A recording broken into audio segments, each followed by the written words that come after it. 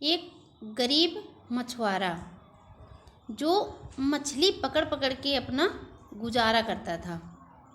वह बहुत गरीब था। उसके घर में हमेशा कलह मची रहती थी। एक बार वो मछली पकड़ रहा था, सुबह से शाम हो गई, उसे कोई मछली हासिल नहीं हुई और वह शाम को अपने घर वापस चला गया। उस दिन ऐसा हुआ कि उसे खाना भी नसीब नहीं हुआ, क्योंकि जब वो मछली पकड़ता था और उसे बेचता था, उसी से पैसे आते थे, उसी से उसके घर पे खाना बनता था, खाने की सामान लेके खाना बनता था। लेकिन उस दिन जब उसे कोई मछली नहीं मिली तो उसे पैसे भी नहीं मिल पाए और उसके घर पे खाना भी नहीं बन पाया। सभी भूखे सोए। दूसरे दिन फिर वो मछली पकड़ने गया, लेकिन धीरे धीरे शाम होने वाली थी और उसे कोई मछली फिर नहीं मिली। वह अपने आप को कोसने लगा कि कल तो मैं भूखा रहा ही, मेरे बच्चे भी भूखे रहे और मुझे लगता कि आज फिर हमें भूखा ही सोना पड़ेगा। वो अपने आप को बहुत ज़्यादा कोसने लगा कि मेरे पास ऐसा काम करने की कोई जुगाड़ नहीं है जिससे मैं अपना और अपने बीवी बच्चों का पेट भर सकूं। वह भगवान को भी कोसने लगता है, कहने लगता है, ए भगवान, आपने मुझे ऐसी ज़िंदगी क्यों दी? इससे अच्छा तो मुझे कुछ और बना दिया होता।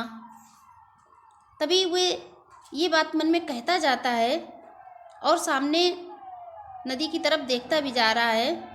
तभी ऊपर से एक बाज झपट कर और पानी से मछली पकड़कर उड़ जाता है।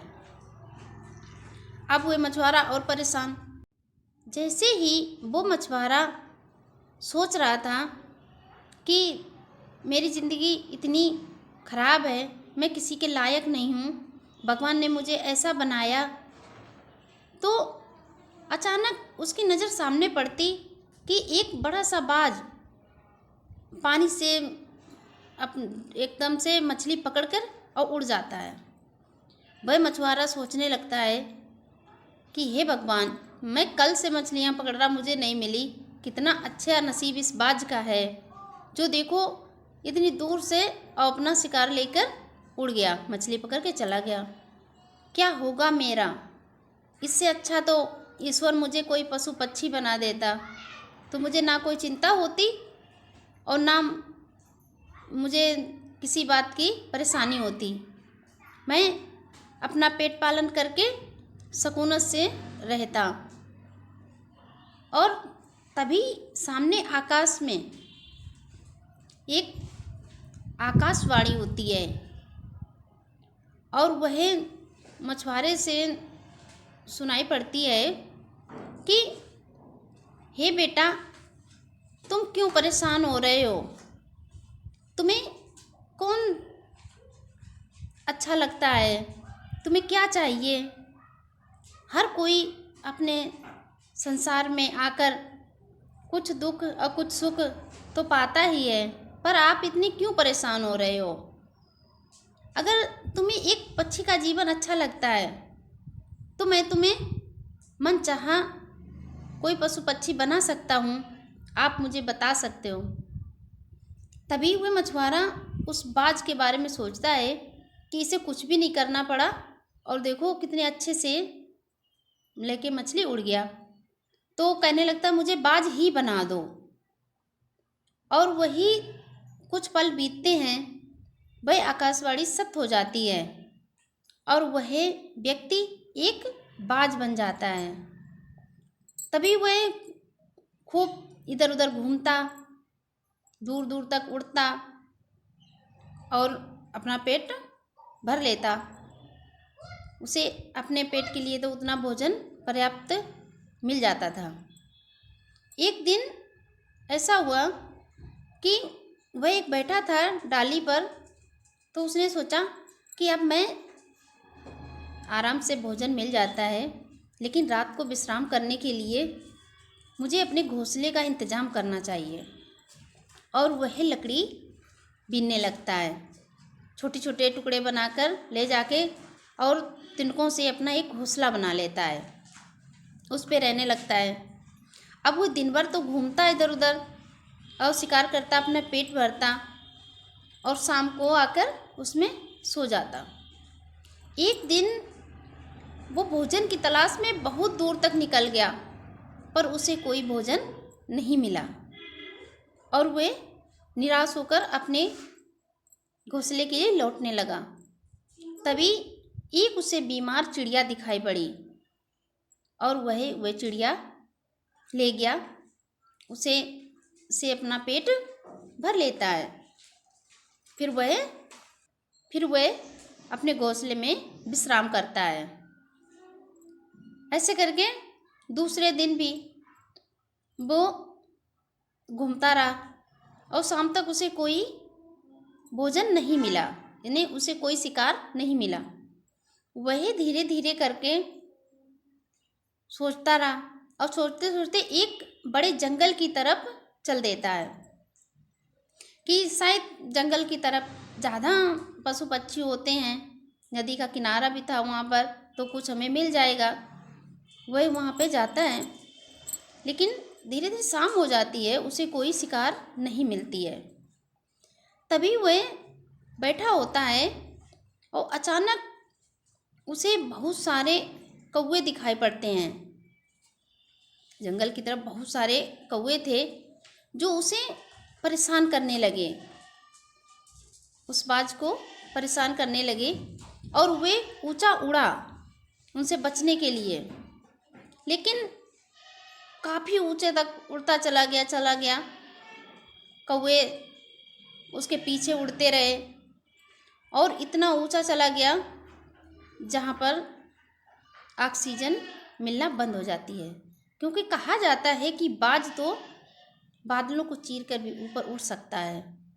उसकी उड़ान बहुत तेज होती है, यानी ऊंची होती है, सबसे ऊंचे उड़ सकता है। कौवों से तो वो बच जाता है। फिर वह इतना ज़्यादा थक जाता है कि उसकी ज़्यादा हिम्मत नहीं रहती है।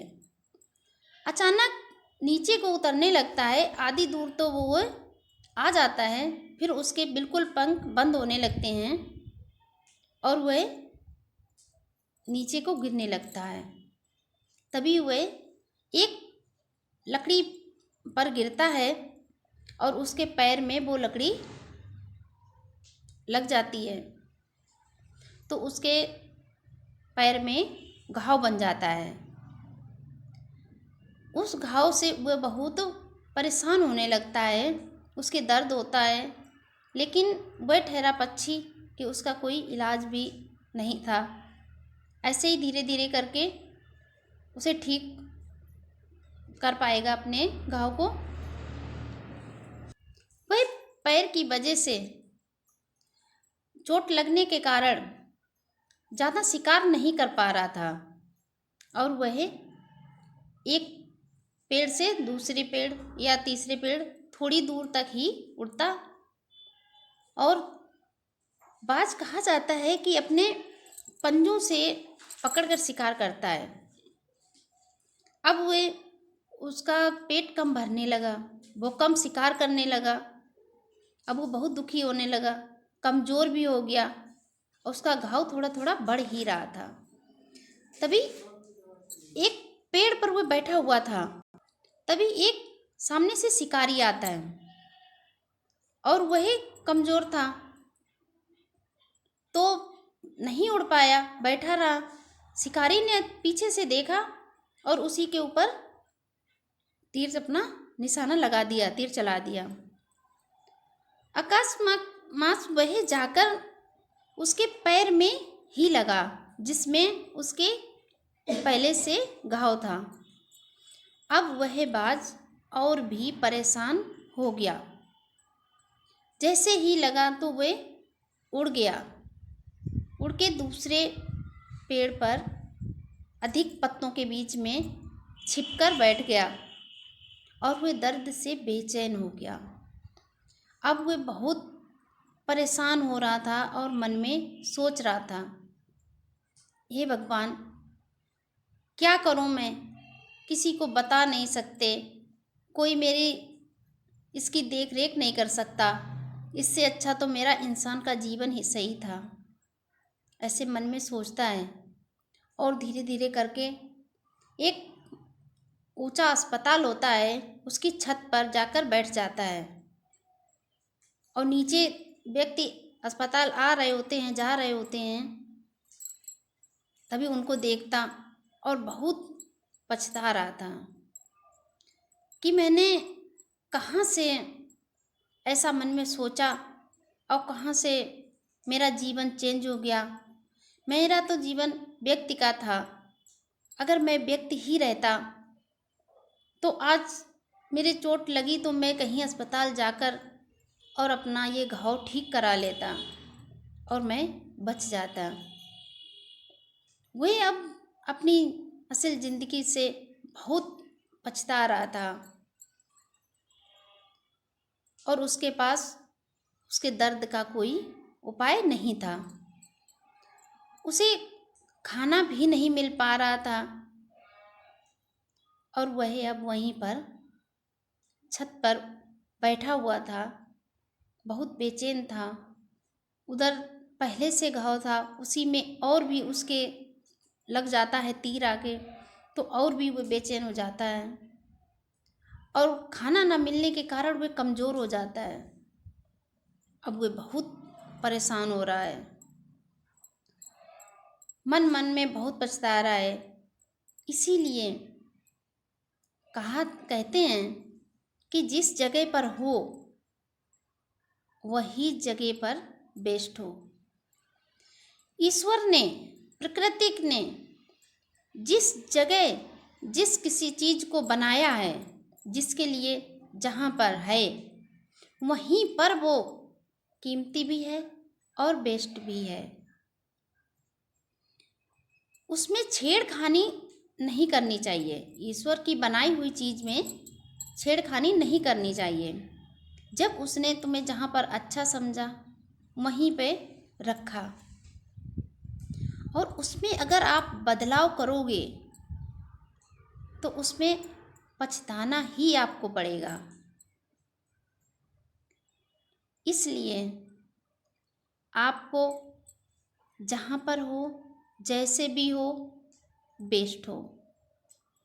वह बाज जो अब दर्द से बेचैन होकर अस्पताल की छत पर दम तोड़ देता है, वह मर जाता है। इसीलिए किसी व्यक्ति को ईश्वर की बनाई हुई चीज़ पर उंगली नहीं उठानी चाहिए। उसने जहाँ पर तुम्हें रखा है, जो तुम्हें करने को दिया है, उसी में भलाई है।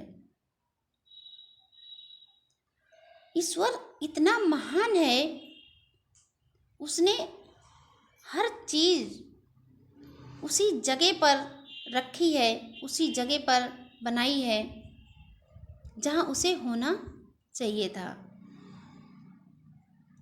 उसे बदला नहीं जा सकता है और अगर बदलोगे तो पछताना ही पड़ेगा।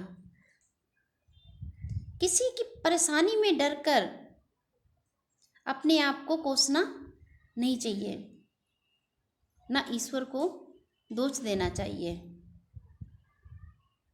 आप एक इंसान हो, एक जगह पे रहकर ही कोई काम को कर सकते हो, लेकिन ईश्वर इतना महान है, उसकी शक्ति किसी ने नहीं पहचान पाई है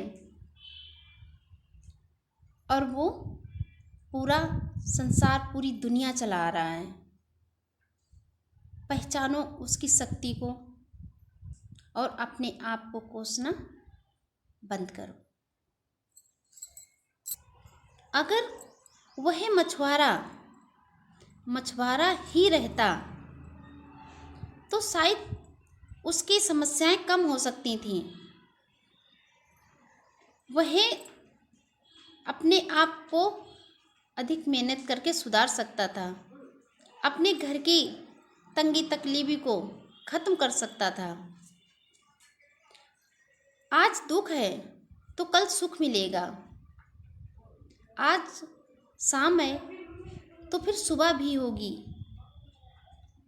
लेकिन उसने अपने आप को नहीं नहीं अच्छा समझा और वे उंगली उठाई, उसमें बदलाव हो गया। फिर उसे पछताना पड़ा। ये कहानी तो काल्पनिक थी, लेकिन जो असल जिंदगी में व्यक्ति ऐसा करते हैं तो उनका ऐसा करने से दुख कम नहीं होता है। कोई व्यक्ति दूसरे का सुख देखकर सुखी नहीं हो सकता है। जो उसके पास है वही अच्छा है। आज वह थोड़ा है तो कल वह ज़्यादा भी हो सकता है। लेकिन अपनी समस्याओं को देखकर वो चाहता है कि हम दूसरे जैसा बन जाएं। तो क्या मालूम जिस समस्या में आप हो उसी में आगे सुख मिल जाए। लेकिन अगर तुम दूसरे की जैसा बनना चाहते हो तो दूसरे जैसा और भी उसमें कठिनाइयाँ मिल सकती हैं। आपको दूसरे को देखकर लगता है कि वह सुखी है, लेकिन सच में ऐसा नहीं। हर कोई अपनी समस्याओं से परेशान है। हर किसी के पास कुछ ना कुछ समस्याएं पहले से ही हैं।